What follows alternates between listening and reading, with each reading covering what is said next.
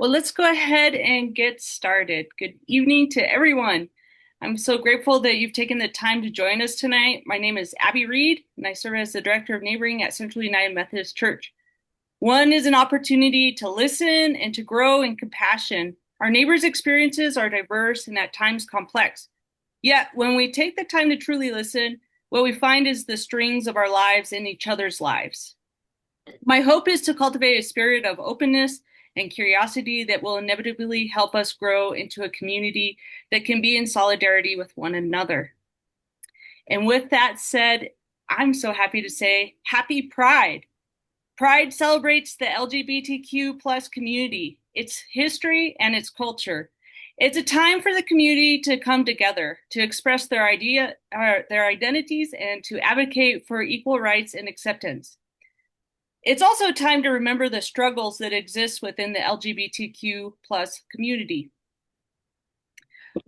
Let me adjust my screen there. Oh, there we are. For the trans community, many struggles exist.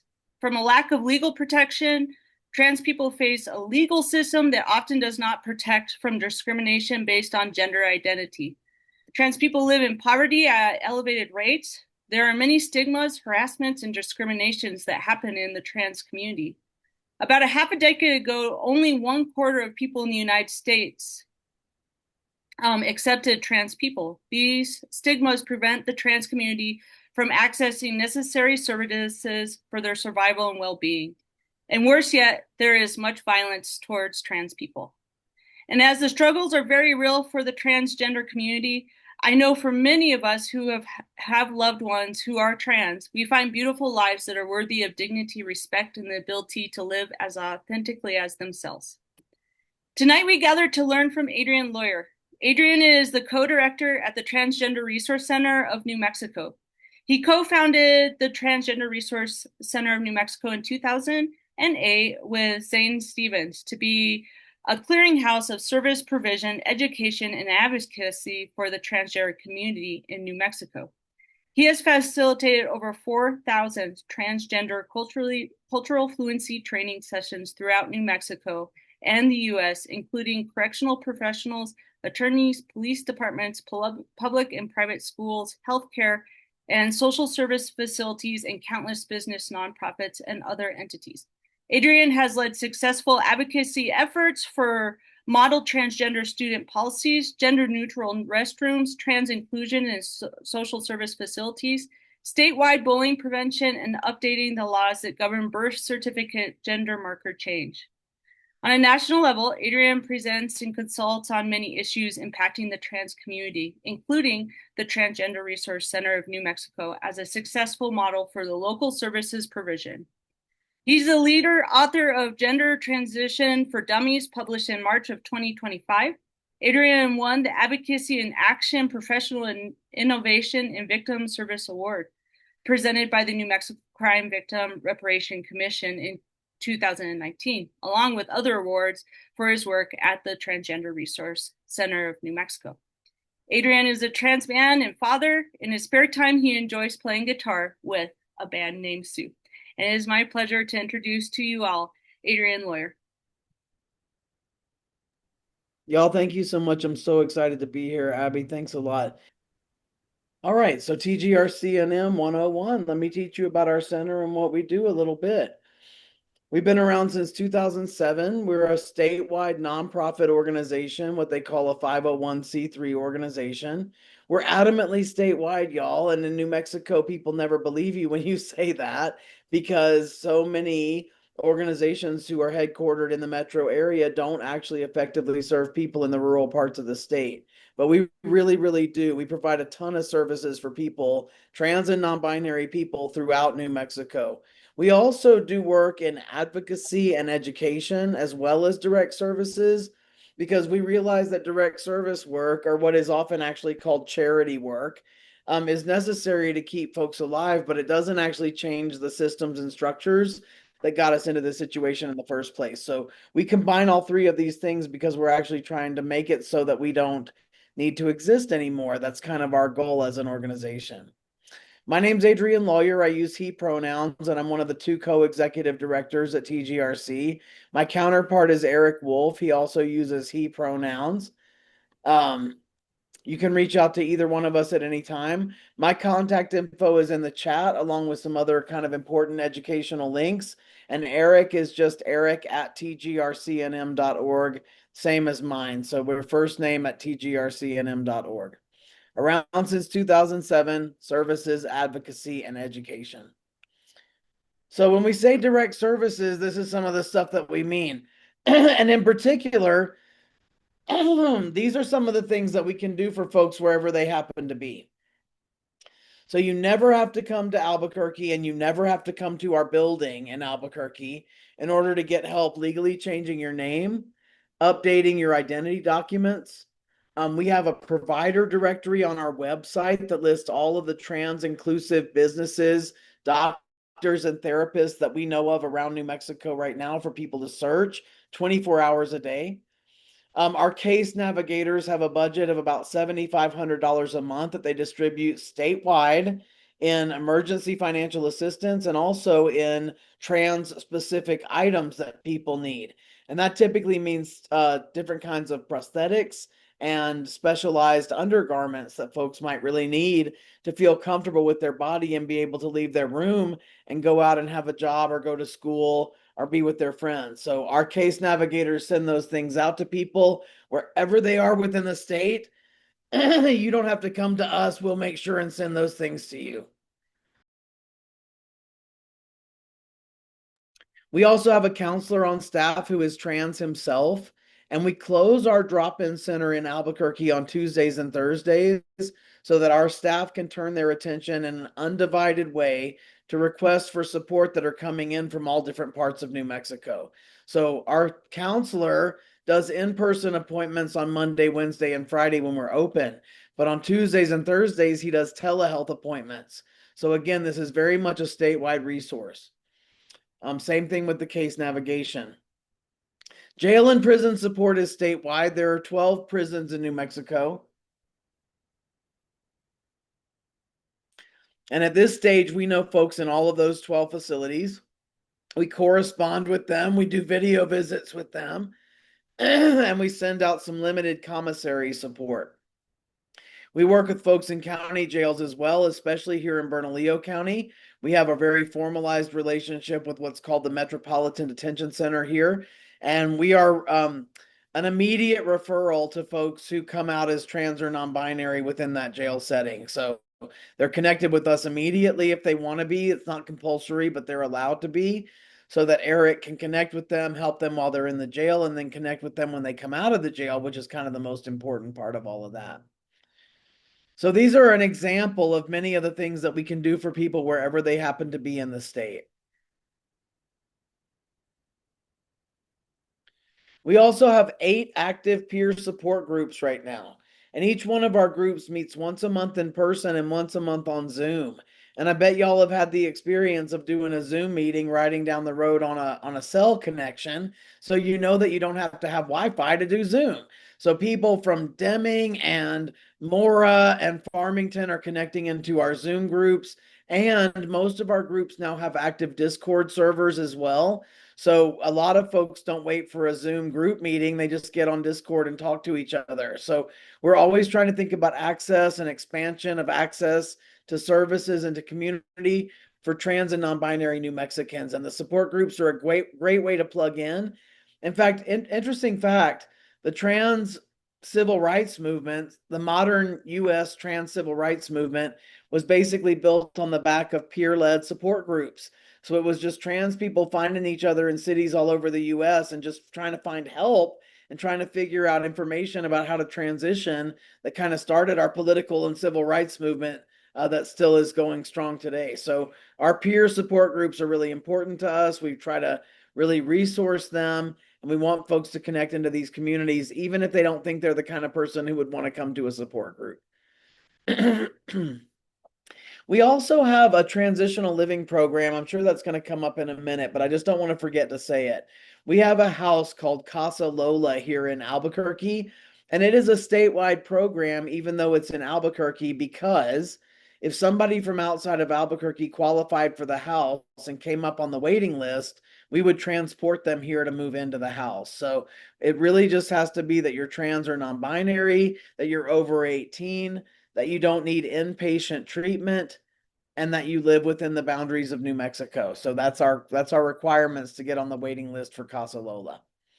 Okay, we do have a building and we're very proud of it, y'all. It's here in Albuquerque. It's at 4th and Constitution, and we call it our drop-in center.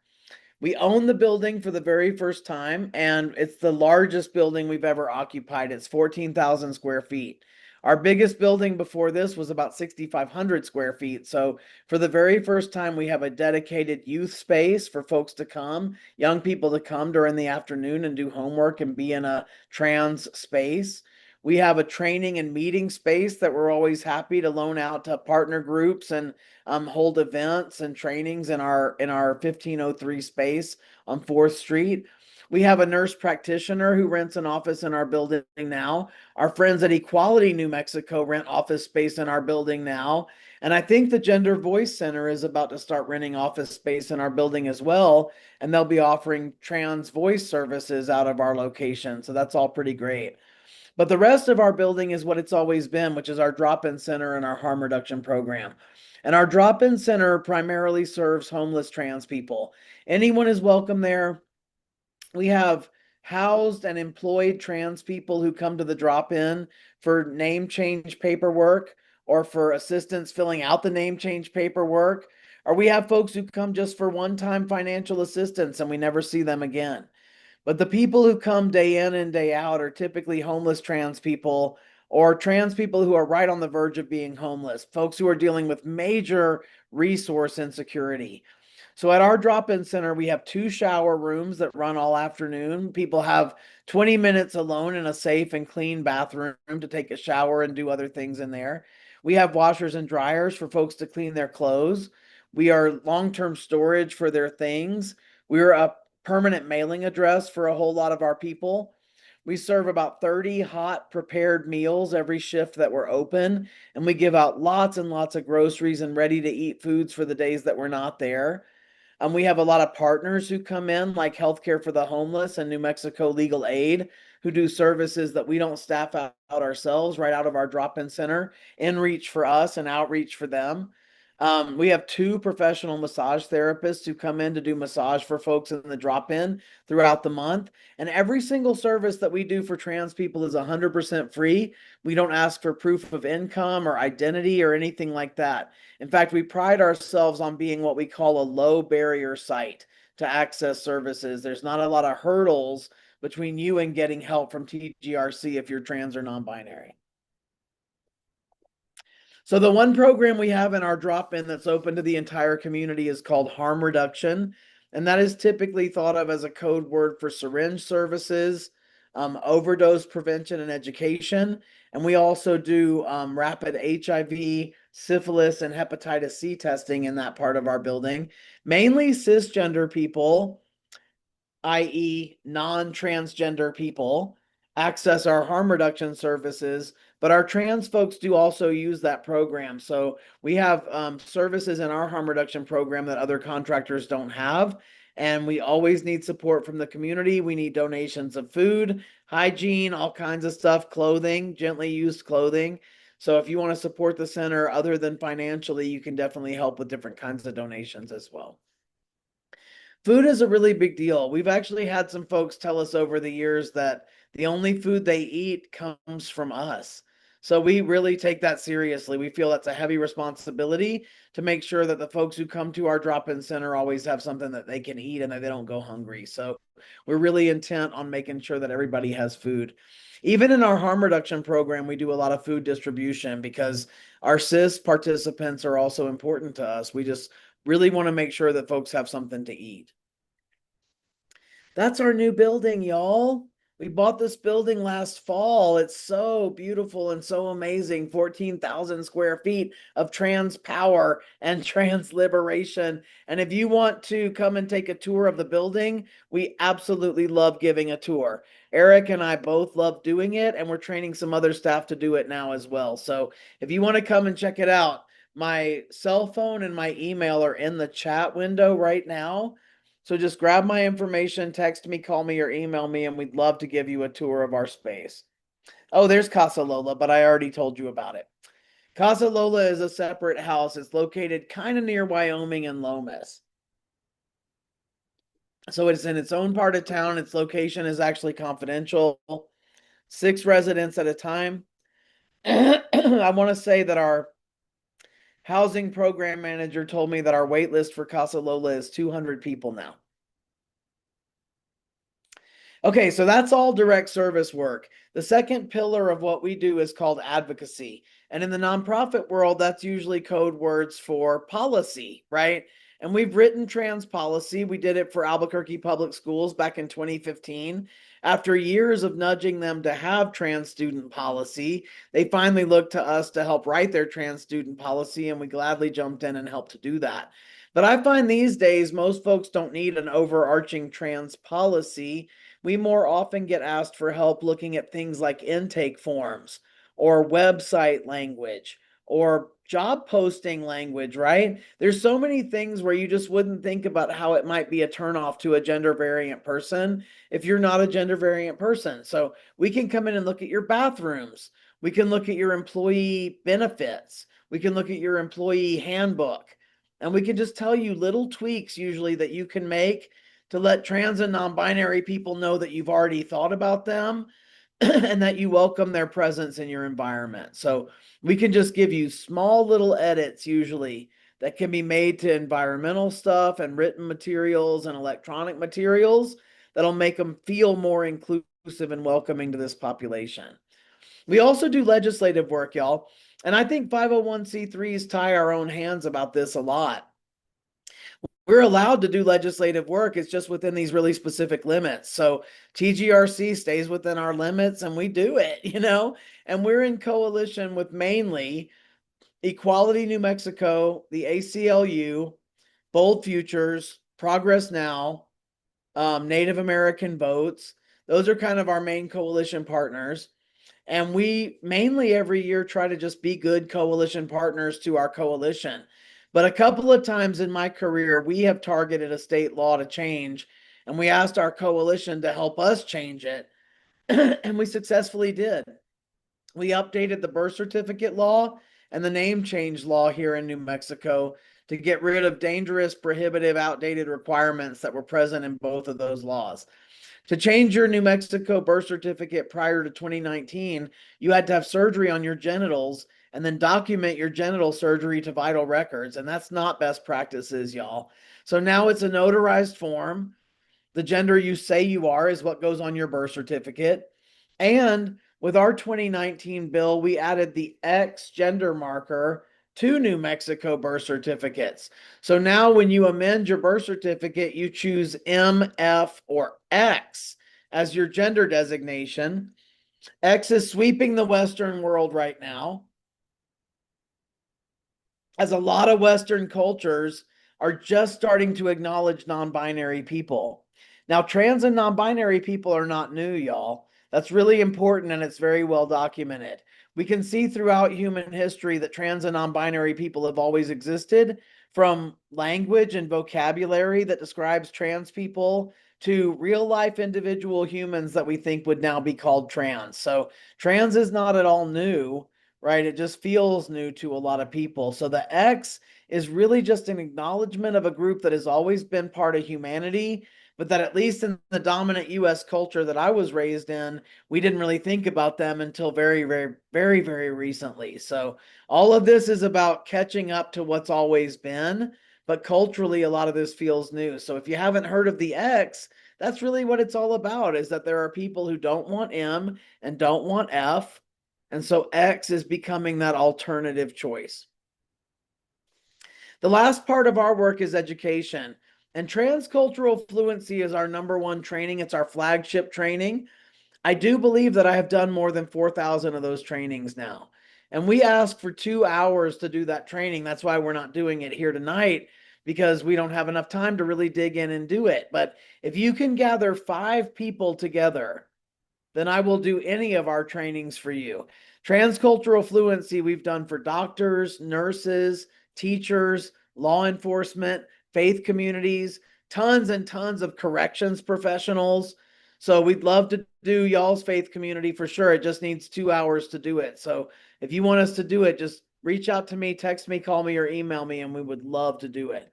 But we also offer other trainings. Once we've done the transcultural fluency, we offer a session called Transgender 201, right? A deeper dive.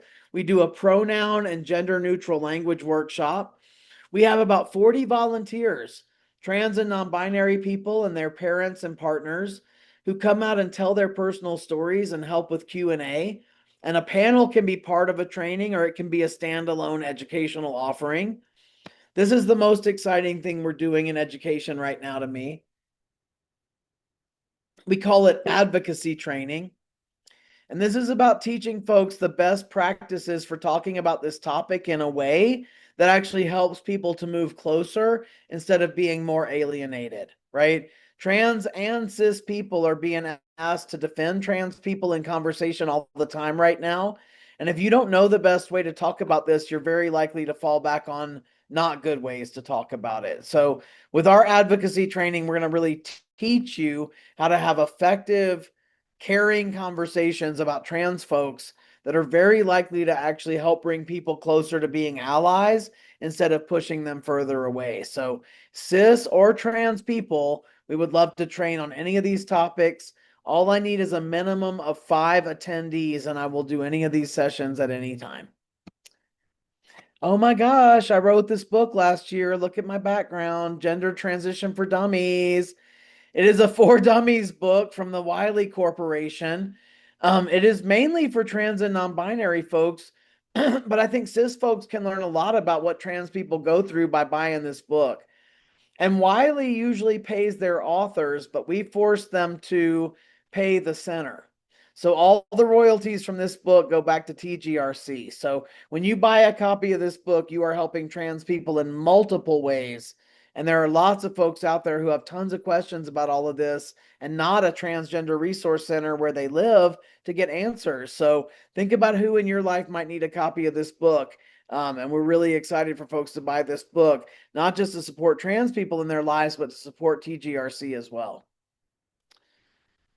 Okay, we're at 7:30. I can now do a teaser for the transcultural fluency training, or I can stop. You tell me what you want me to do. Let's do it. Okay, great. I love it. Oh my gosh. Okay. So the training kind of focuses on these 4 concepts, right? Sex is the body.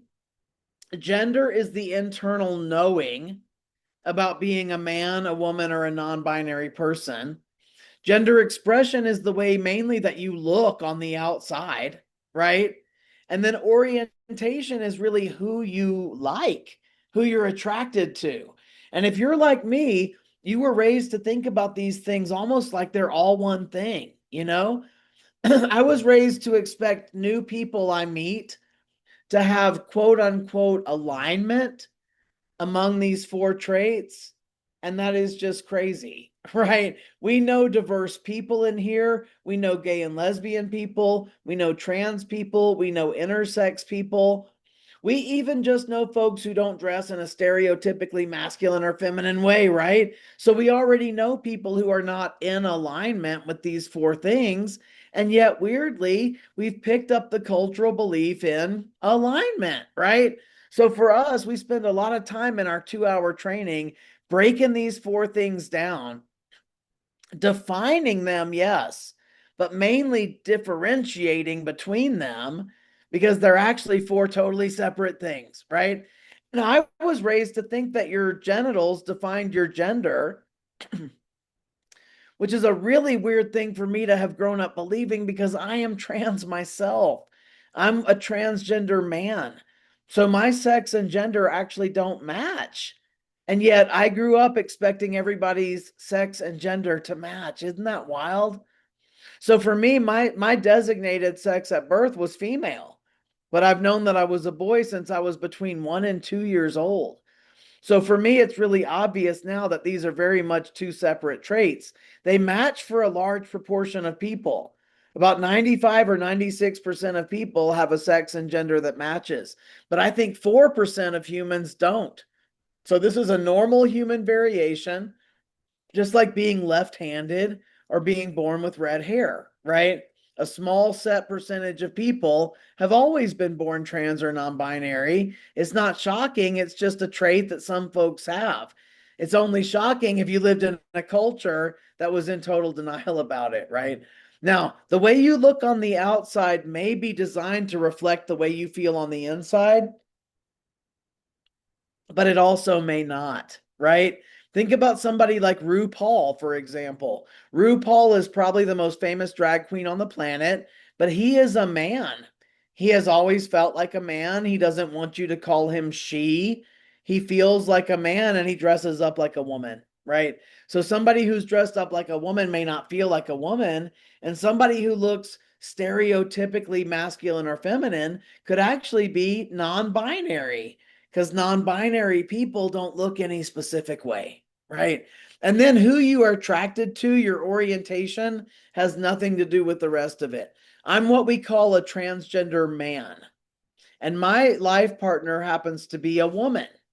So most folks like me would refer to themselves as straight because I'm a man and my partner is a woman.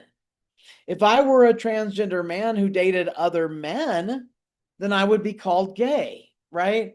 But being trans actually doesn't have any impact on those things. My orientation is a fourth separate trait from those other three. So all four of these things are actually separate traits that we all possess, but they come in every possible combination.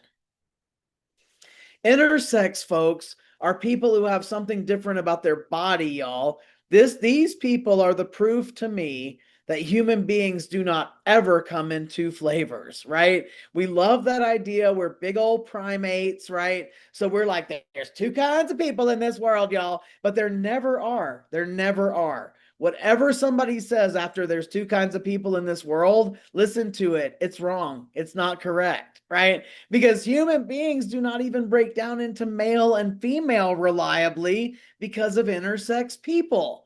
Now, some of these folks have something different about their genitals. They usually call it ambiguous genitals. And it doesn't mean that they have both. I think they have both is the number one myth about this group, actually. Ambiguous genitals are kind of hard to put a label on. That's what it is. It's in between, right? But most intersex people have typical genitals. And what's different about that person's body is often just their chromosomes. And you can't see that most of the time. Or the person might have an internal gonad that's kind of unexpected for their body type, right? But this is very subtle. And today we believe this is 1.7%. Do you know what other group is 1.7%? Natural red hair. How about that? So intersex people always say it's as normal and common to be intersex as it is to have red hair. And when I heard that, I was like, okay, I guess it's normal and common then, right? But hey, don't forget, we were mean to redheaded people, right? If you go back a few hundred years, we said people with red hair were evil. We always say it's evil. But the really weird thing we said about redheads was that they didn't have a soul. They didn't possess a human soul. What? And we said that people with red hair were dangerous because they would try to steal your soul.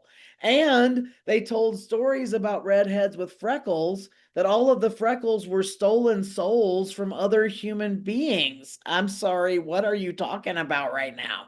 Right? Don't you know that today in Albuquerque, at least two people spent $150 getting their hair turned red, right? In a salon. And it's not like people with red hair like slowly learned how to become less evil over time until we got more used to them. The people with red hair were never evil, right? They weren't evil. They were just waiting for us to get the memo. And now intersex people are saying the same thing. Intersex folks don't feel like there's something wrong with their body. They get that there's something different. They don't see it as a problem, right? And real quickly, I'm going to show you all this video because I don't think I'm intersex. So just super quick, listen to some intersex people about this. Raise your hands if you have testes.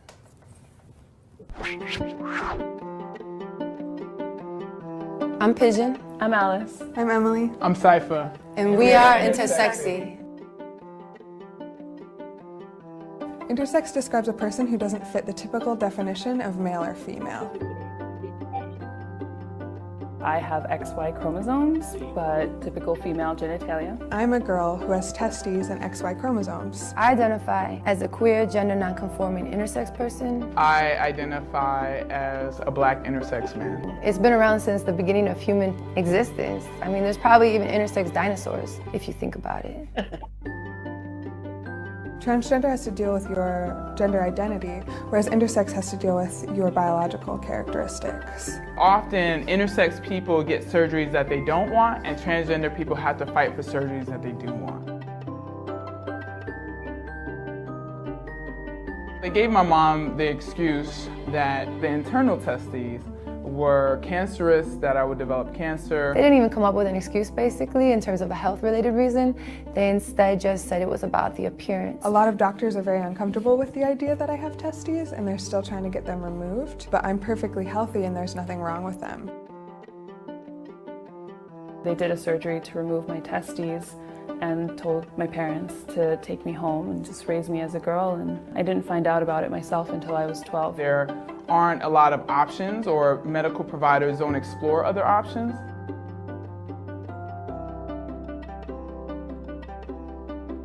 My mom would put me in dresses and she would be like, "Oh, aren't you so cute and you're so pretty?" And I would be like, "No, this is horrible." I was put on hormonal treatment, which consisted of estrogen and progesterone.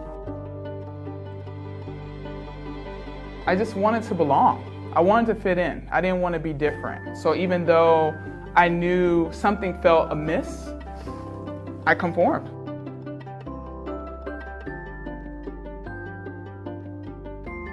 He was very condescending. He was like, "You intersex activists don't know what you're talking about." It's difficult for intersex people to find each other because from an early age we're told not to talk about our bodies. I did feel like I was the only one. My doctors always told me there was nobody else like me, and so it just perpetuates a vicious cycle of shame and stigma that we can't break out of. I would tell another intersex person that you are worthy, you are lovable. Your body is beautiful, you're beautiful. Intersex people don't need to be fixed. There's nothing wrong with them. I know you feel like you might not be able to get through this. I know you might have really dark thoughts, but I want you to know that meeting other intersex people and finding a community or a support group can be one of the most important aspects in your healing process. And we're out there, we're out here, we're here. And I just hope you can find us. Right? So we use the word transgender right now to just simply mean a person whose sex, the physiology, and that internal knowledge, the gender, do not match up 100%, right? It's not binary and it's not medical. And the opposite of transgender is cisgender. So if you are cisgender and you find yourself resisting this word, just like it's not a burn at all, right? It's no more activating really than the word right-handed. So if somebody walked up and said, "You're right-handed," you wouldn't be like, "Oh my God, how dare you put a label on me, man? Don't call me that." You would just be like, "Yeah, I'm right-handed," you know? So if somebody says you're cisgender and you're cisgender, then you don't need to get mad. Like, you are cisgender. It's okay, right? Like, and also mazel tov. You get to just go to the bathroom whenever you want to. We're actually happy for you. We're not mad. So the word cisgender is not ever meant to hurt your feelings or be disrespectful to you. It is just the value neutral opposite of transgender. That's all it is. Speaking of which, right-handed, right? This is a graph of people living openly as left-handed from 1900 to 1976. And the reason that I show this is because right now, the prevalence of trans people is being underestimated, even at an academic level. So if you Google how many people are trans right now, every single result is wrong, y'all, because we can't see trans people enough to get a good estimate of our prevalence. Because look at this. We know that left-handed people did not shrink or grow over this period of time. The prevalence of left-handedness is 12%. What we know about this is that on the left-hand side of this graph, we were tying up these kids' hands at the school building, and we were training them out of being left-handed. In fact, they called it correcting the left-handedness, right? So this is a visual portrait of a group that we were suppressing that we finally started to taper off on, and then we started to see how big they really were. So down here, we were tying up their hands, right? But here's the thing about that. Even when we tied up their hands, they had left-handed genes, right? You can make somebody write with their right hand, but you can't make them right-handed. That's the problem, right? Right here is where I think we are in terms of estimating the size of the trans population right now. And by this point, we could tell how many people were really left-handed, which is 12%. And now we know that, and we've always known it now. But if you look at this graph and you didn't know the history, you might have a mistaken belief about all of this. Trans people are not binary. There are many folks who don't feel like a man and who also don't feel like a woman. We call that non-binary. This has been called many things in many human cultures over human history, but mainly you need to understand that there have always been human beings that do not feel like a man and who do not feel like a woman. And I grew up in a binary culture, so for me this was really surprising. It was hard to get my head around it at first. So I can understand if this is something you struggle with, but it's important to remember that when people have minority traits that we don't share, we're never going to know how they feel. So that can't even be the goal, right? We just have to accept that that trait is real and it's valid and respect those folks and try to figure out how to be good allies. I know a lot of autistic people now, but I will never get to know what it is like to be autistic, right? I just have to accept that their reality is real and figure out how to be a good friend and a good ally to the folks in my life who are autistic. This is a visual I use to talk about the 4 things, right? And I'll send y'all a PDF of these slides. I'll send it to Abby. So if y'all want a copy of these slides, just get with Abby and she'll have this and some other links that I've already dropped in the chat too. This is just another visual way to think about those 4 things. Okay, so here's some stuff that goes wrong for trans people right now. Because trans is still a stigmatized trait, we experience more violence and discrimination than cis people. And of course, this is intersectional in nature, right? Trans women have way worse outcomes than trans men in the US, and trans people of color have worse outcomes than white trans people because the dominant US culture is a racist and sexist culture. So we can see that when you have more vulnerable traits, you have more disparities than folks who have fewer vulnerable minority traits. Oh God, y'all. This is from the New Mexico Youth Risk and Resiliency Survey. We do this survey every other year with public high school students throughout the state. And we begged these people to put a trans question on the survey, and they agreed to do it in 2017. So we have 4 cycles of data where we asked New Mexican high school students if they were trans or non-binary. And every year it looks like at least 6% actually who could easily fall into this category.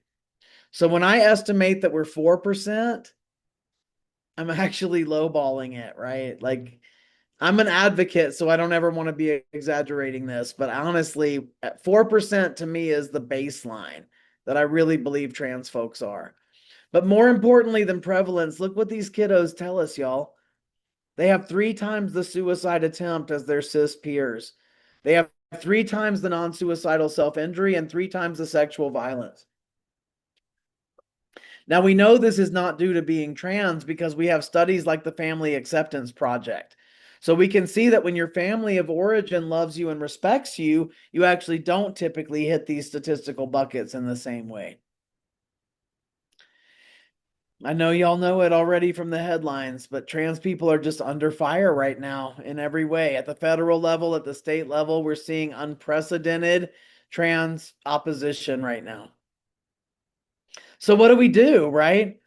We think the more you can learn about this, the better. If you're willing to take any more training than this, please text me, call me, or email me so that we can set it up. We would love to educate you more. The more training people get, the more they tell us that they feel confident and sure and not at all apprehensive, right? So let us train you so that you can provide great access and safety to trans people in your environment.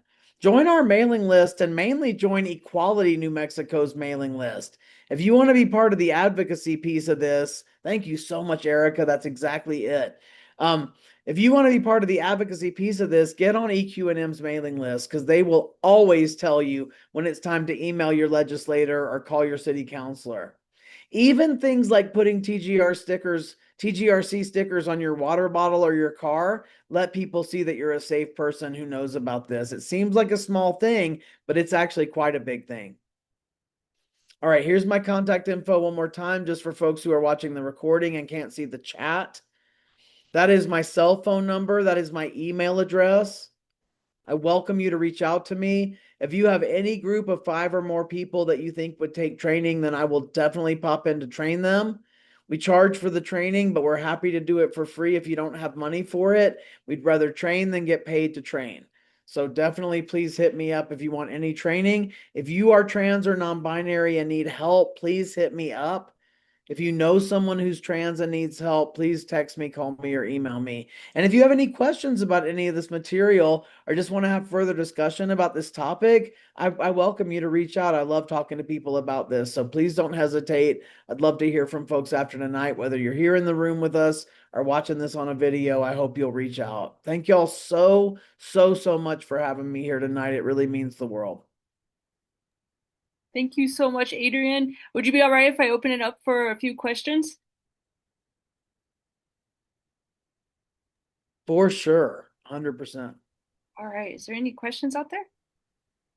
I have a quick question. I hear this question a lot, and I'm hoping that you would speak into it. Why do pronouns matter? Yes, thank you so much for saying that. I think that pronouns matter because they're truly a proxy for belonging, right? Pronouns, we actually, some of the links I'm putting in the chat right now, a couple of these links are actually links to studies. And one of them showed very clearly that using the right names and pronouns for trans adolescents reduced that suicidal behavior by 56%, right? So pronouns are not political correctness. They're not even allyship. What they do is say, I see you. I see you the way you see yourself, right? And when people say the right name and pronouns, it's proof to us that you get it and that you're actually not just humoring me, but that you also see me the way I'm telling you that I see myself. So I know that pronouns can feel almost like a burden to folks, or they can feel like political correctness, but they're really not. And here's the really complex and high level piece of this. When we do the 2-hour training, you're going to hear me talk about this a lot. But the truth is, y'all, and I know this is hard to wrap your mind around, but any one of us in here, there's 11 Zoom squares in here, and any one of us could be non-binary. So no matter how stereotypically feminine you look, which I see some of y'all in here, no matter how stereotypically masculine you look, and I see some of us in here, you could still be non-binary. I know non-binary people who look like Vietnam veterans. I know non-binary people who look like stereotypical women first grade teachers. So actually, the main corner we have to turn is to realize that our own pronouns are not quote unquote obvious, because we've gotten into the mental habit of thinking of them that way. But once we really start to think about non-binary people and recognize them and integrate them, then we really see why pronouns matter and what the utility of them is. We've got time for one more question. Go ahead, Erica. Erica. Hi, Adrien, and friends. I've heard from a lot of people, frankly, of lots of different generations that really struggle to shift gears to using they, them pronouns, whether it's with someone they've known for a long time that has shifted or transitioned, or it's someone they've met, whatever kind of context it is.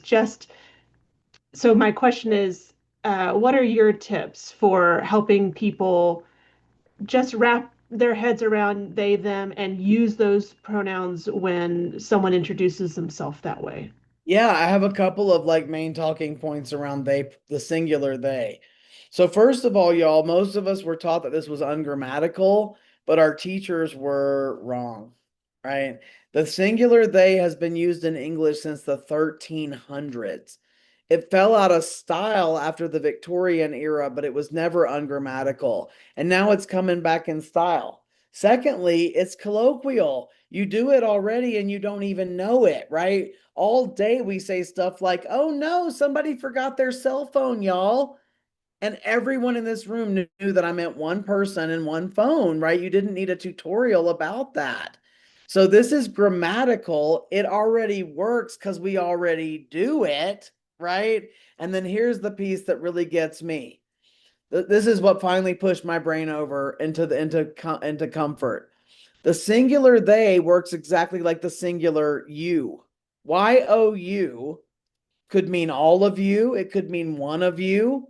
And how do you know when I say it? You just know. You just know from the way I say it, how I make eye contact, the subject and the object, right? But you is, we don't say you is, we still say you are, even if we mean one person. So they works exactly like that. And lastly, if it's somebody you've known since they were younger, that's where people have a lot of problems, honestly, is if it's like a grandchild and they've known that person as she all their life and then now it's they. Here's what I actually say. I know this feels silly to y'all, but you got to do it. It'll help you build the muscle memory. I literally advise people to get out pictures of that child throughout their life and then out loud narrate those pictures even if they're alone, right? Be like, oh yeah, this is when we took them to Disney World and remember they wanted to go on Space Mountain and we told them don't go on Space Mountain 5 times because you just ate and you're going to get sick, but they did. They rode it 5 times and then they threw up, remember? And so just like tell the story again with they. Make it they, because then your brain will start to hook up the they to your mouth, right? So when that person is not around, you have to practice. You have to literally practice when they're not around. Otherwise, it's often too hard to build the neural pathway. So really, a little bit of practice goes a very long way in supporting that person in your life and in causing them to feel seen and heard, right? To feel validated. Great question. Adrien, as you were giving your presentation, I just felt a lot of gratitude. And there's a couple things that I just listed down that I wanted to share that I feel thankful for. I feel thankful for how you're thinking of the whole state. And I often feel very proud to be in New Mexico. And this is another reason I feel glad to be in the New Mexico. And thank you for thinking about every corner of the state. I also felt thankful about when you were sharing resources and advocacy that you're doing. And I kept thinking by affirming identity in all these ways, you're restoring dignity. So thank you so much for restoring dignity. I'm thankful for your new building. I was so excited to hear about that and all that's going on in your building. And I'm thankful that that building exists. And finally, I am so thankful for diversity. Diversity is a wonderful, wonderful thing. And thank you tonight for sharing with us how diverse our world is. We will be in touch soon about the Transgender Cultural Fluency training. I think it's an important resource and I think we would benefit from it. And wonderful. Can't wait. yes, thank you so much, Adrien, for being with us here tonight. And thank you for everybody for joining us. And remember that one happens every month. Our next one will be on July 24th at 7 p.m. with Sunny Holmes from Suriname. So thank you all for joining us and have a great night.